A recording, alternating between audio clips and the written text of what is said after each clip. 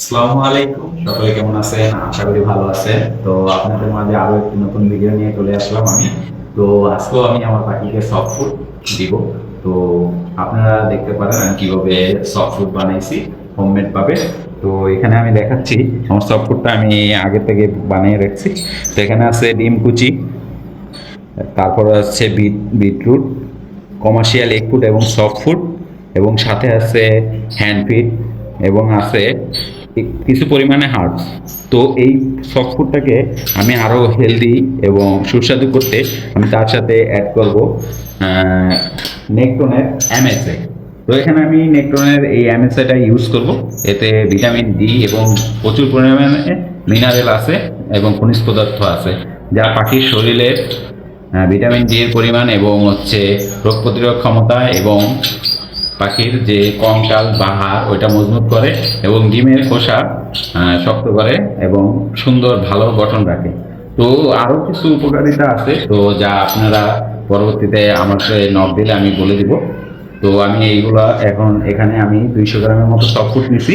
তো 200 গ্রাম সফটের সাথে আমি এখন এখানে থেকে 2 গ্রাম ইউজ করব।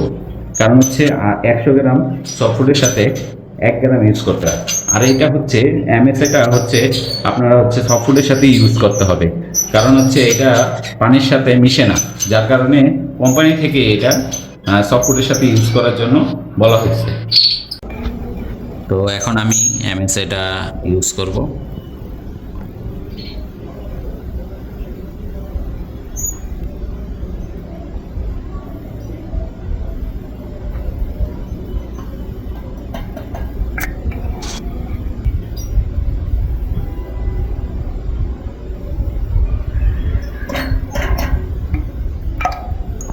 তো এখন আমি এটাকে সুন্দরভাবে মিক্স করে নিব, যাতে সম্পূর্ণ সুন্দরভাবে মিশে যায়।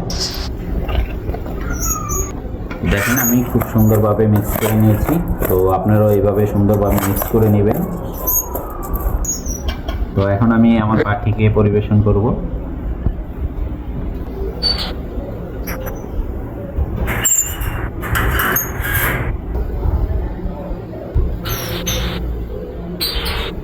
তো দেখতে পাচ্ছেন খুব সুন্দরভাবে আমার পাখি সফট দেখেই নেমে গেছে খাওয়ার জন্য।